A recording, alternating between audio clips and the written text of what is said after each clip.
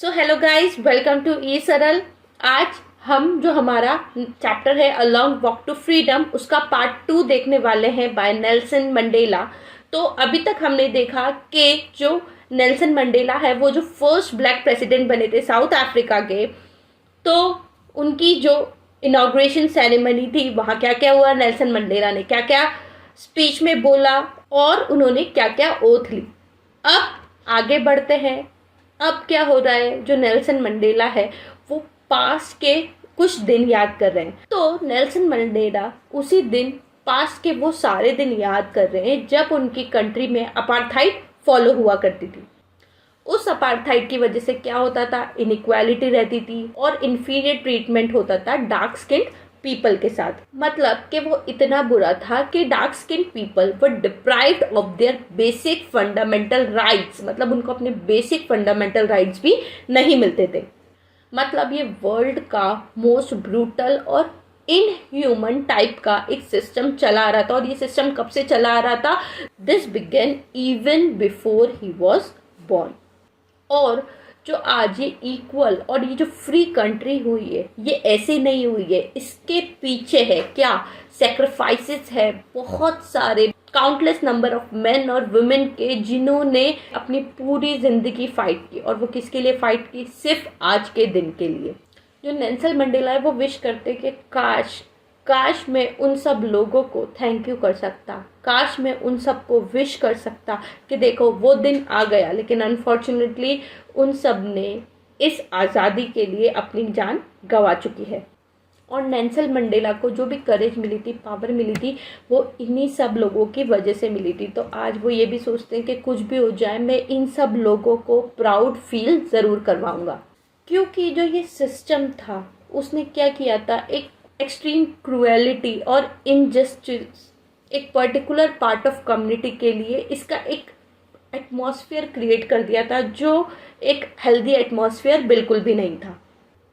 लेकिन अब जब वो ब्लैक प्रेसिडेंट बन गए हैं तो वो और उनकी जो पार्टी है, जिन्होंने पूरी जान लगा दी है सिस्टम को चेंज करने के लिए, तो आज वो सिस्टम पूरा चेंज हो चुका है। और ये जो सिस्टम है ये ह्यूमन को ह्यूमन की तरह ही ट्रीट करता है, irrespective of their colour, caste, race, gender. उन्होंने इस चैप्टर में ये भी कहा है कि ये जो ऑपरेशन पॉलिसी थी, इन्होंने क्या है, काफ़ी लोगों को स्कार कर दिया। तो अब जो ये स्कार हो चुका है, एक ये धब्बा आ चुका है, ये इतनी आसानी से नहीं जाएगा। लोगों को टाइम लगेगा इससे ऊपर उठने के लिए और आगे बढ़ने के लिए। ऑथर ने ये भी बोला कि ये जो हार्ड टाइम था, ये जो लड़ाई हुई, उन्होंने फ्रीडम के लिए फाइट किया, इसके पॉजिटिव इम्पैक्ट तो हुए ही भाई, पॉजिटिव इम्पैक्ट तो आया ही सोसाइटी पर इसका नेगेटिव इम्पैक्ट भी आया है। लेकिन वो नेगेटिव इम्पैक्ट शायद उतना नहीं होगा जितना पॉजिटिव आया। और इसी लड़ाई की वजह से आज काफ़ी सारे ऐसे लोग हैं जो अब स्ट्रॉन्ग हो चुके हैं, करेजियस हो चुके हैं और अपनी आवाज़ उठाने के काबिल हो चुके हैं। तो ये सब ऐसे ही नहीं हुआ है, ये सब बहुत लोगों ने अपनी जान गंवाई है ये चीज़ को बनाने के लिए। It required that level of unjust treatment to produce such great heroes. उन्होंने ये भी बोला है कि जो साउथ अफ्रीका है वो मिनरल्स में बहुत रिच है, जेम्स में बहुत रिच है, लेकिन उसकी जो स्ट्रेंथ है, एक्चुअल स्ट्रेंथ है, वो कहाँ से आती है? वो लाई करती है उन्हीं के पीपल के अंदर। और जो नेल्सन मंडेला को भी जो ये स्ट्रेंथ आई है कि वो गलत के खिलाफ खड़े हुए, वो किसकी वजह से आई है? वो आई है जितने भी ग्रेट नेशनलिस्ट थे, जिनके बारे में हमने थोड़ी देर पहले पढ़ा, जिन्होंने अपनी लाइफ को रिस्क किया फ्रीडम के लिए, टॉलरेट किया इल ट्रीटमेंट और लड़ना बिल्कुल नहीं छोड़ा, हमेशा लड़ते रहे ताकि उनको आज़ादी मिल सके। और उन्होंने उन्हीं नेशनलिस्ट, उन्हीं फाइटर्स से यही सीखा है कि जो करेज है उसका मतलब ये नहीं होता कि आपके अंदर डर नहीं है। डर नहीं है मतलब करेज नहीं होता। करेज वो होता है कि आप उस डर से किस तरह लड़ रहे हो।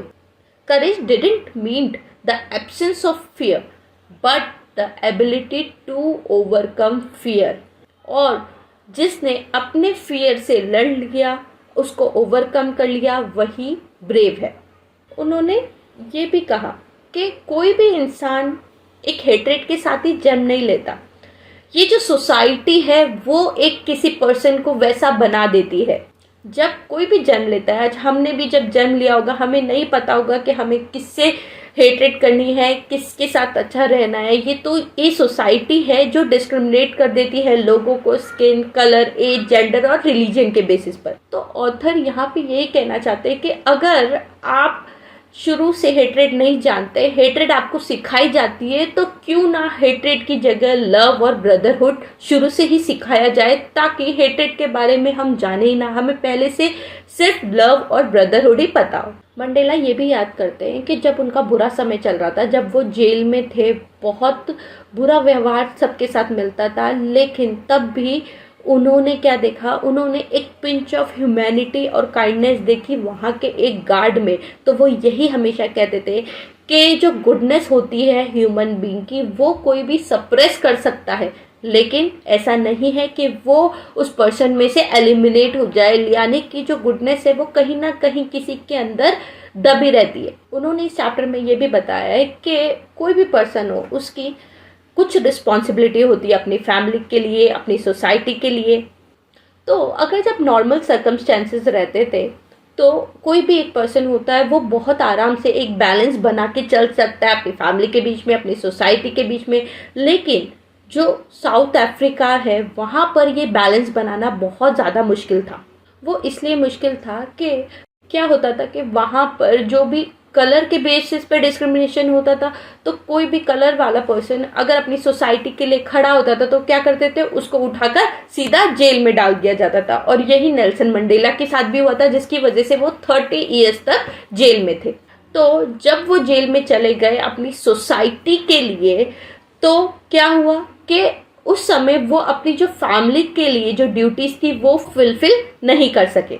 बहुत पहले, बहुत शुरुआत की अगर हम बात करें, तब नेल्सन मंडेला ने उनकी सोसाइटी को अपनी फैमिली से ऊपर नहीं रखा था।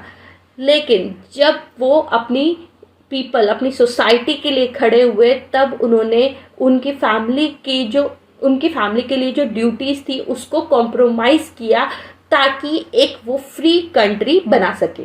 और अगर हम बात करें तो जो ऑथर है उनका कभी भी बहुत शुरुआत में, जब हम उनके बचपन की बात करें, तो वो एक नॉर्मल चाइल्ड, जो साउथ अफ्रीका का जो एक नॉर्मल चाइल्ड लाइफ जीता है, वो वैसे ही जीते थे। ब्लैक जो डिस्क्रिमिनेशन उनके साथ होता था वो उसको ही फॉलो करते थे।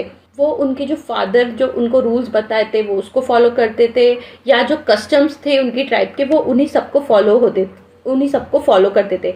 लेकिन वो जैसे ही बड़े हुए, उन्होंने देखा कि कैसे कलर के बेसिस पे लोगों को इल ट्रीट किया जाता है, और तभी उन्हें डिसाइड किया कि वो इसके खिलाफ खड़े होंगे। तो उन्होंने जब सोच लिया इसके खिलाफ खड़े होने का, तो उन्होंने ऐसा नहीं किया कि उन्होंने ये फ्रीडम सिर्फ खुद के लिए चाहा। उन्होंने ये फ्रीडम खुद के साथ साथ बाकी सबके लिए चाहा कि सभी लोग इससे फ्री हो जाएं। जोहानिसबर्ग ये वो जगह थी जहाँ वो रहते थे, तो वहाँ पर एक पीसफुल लाइफ के लिए, एक पीसफुल मैरिज के लिए, फैमिली के लिए, बेसिक कम्युनिटीज़ के लिए सबको लड़ना पड़ता था, और वो भी उन सबको नहीं मिलता था। तो फिर नेल्सन मंडेला ने क्या किया, उन्होंने ANC जो अफ्रीकन नेशनल कांग्रेस थी वो ज्वाइन की, क्योंकि उन्होंने सोचा कि सिर्फ मैं ही नहीं हूँ जिसके जो बेसिक राइट है वो छीने जा चुके हैं, मुझे तो लड़ना है उन सब के लिए जो मेरे जैसे बाकी के और मंडेलाज हैं, उन सब के भी वो बेसिक राइट नहीं है जो उनके होने चाहिए थे। और जो उनके अंदर ये आग थी फ्रीडम के लिए, उसी ने जो ऑथर है उनको बदल दिया। और वो कैसे बदला, बी अ मैन स्केयर से ब्रेव की तरफ। उन्होंने इसके लिए लॉ को ब्रेक किया। एक जो फैमिली मैन था वो विदाउट फैमिली हो गया, विदाउट होम हो गया। तो यहाँ पर इसके लिए जो लाइन्स है, ये बहुत इंपॉर्टेंट लाइन्स है आपके बुक के, मैं बोलती हूँ, it was this fire that change the author completely as a man from being scared to brave, a lawyer to the one breaking the law, a family man to a man without a home, and a lively man into being a monk. उनके हिसाब से जो freedom थी उसको divide नहीं किया जा सकता था। फ्रीडम को किसी से स्नैच करना, किसी से छीनना उनके लिए क्या था? उनके लिए था कि एक फ्रीडम को किसी से छीन लिया, और किसी से भी छीनना एक तरह से उनके लिए था उनके खुद से छीनना। उन्होंने ये मेंशन किया कि ये जो नीड था ऑप्रेसर को फ्री करना, वो इतना ज़्यादा था क्योंकि लोगों के मन में बहुत हेट्रेड थी कलर के बेसिस पे, और ये जो डिस्क्रिमिनेशन था उसकी वजह से जो लोग हैं अपने बेसिक राइट्स भी फुलफिल नहीं कर पाते थे। तो उन्होंने सोच लिया कि अब सबको इक्वल राइट मिलना चाहिए, और किसी और का फ्रीडम छीनने से अच्छा उन्होंने ये सोचा कि किसी के भी साथ बायसनेस नहीं होना चाहिए। तो इसके लिए वो खुद प्रिजनर बने, खुद जेल में गए। तो उन्होंने खुद की जो ह्यूमैनिटी थी उसी को रॉब्ड ऑफ कर लिया और कहा कि मुझे तो फुल फ्रीडम चाहिए, खुद के लिए नहीं, किसी और के लिए नहीं, मुझे फ्रीडम चाहिए, सबके लिए, कोई डिस्क्रिमिनेशन नहीं होना चाहिए। और फाइनली वो इस जंग को जीत गए और साउथ अफ्रीका के फर्स्ट ब्लैक प्रेसिडेंट वो बन गए। तो बच्चों, हमने इस चैप्टर में क्या देखा कि ब्रेव मैन वो नहीं होते जिन्होंने अपने डर को मार दिया, बल्कि वो होते हैं जिन्होंने अपने डर से जीत हासिल कर ली। वही नेल्सन मंडेला ने किया था, क्योंकि शुरू में वो भी अपार्थाइड को फॉलो करते थे, लेकिन फाइनली वो उसके खिलाफ खड़े हुए और उन्होंने इस जंग को जीत ली। और मंडेला स्ट्रांगली यही फील करते हैं कि हर एक इंसान की ड्यूटी होती है खुद के लिए, उसकी कंट्री के लिए और उसकी कम्युनिटी के लिए। ठीक है, आई होप आपको ये चैप्टर समझ आया होगा। इसके notes, NCERT question, full explanation के लिए आप ई-सरल ऐप को डाउनलोड कर सकते हैं। And don't forget to like, share and subscribe. All the best. Meet you in your next chapter.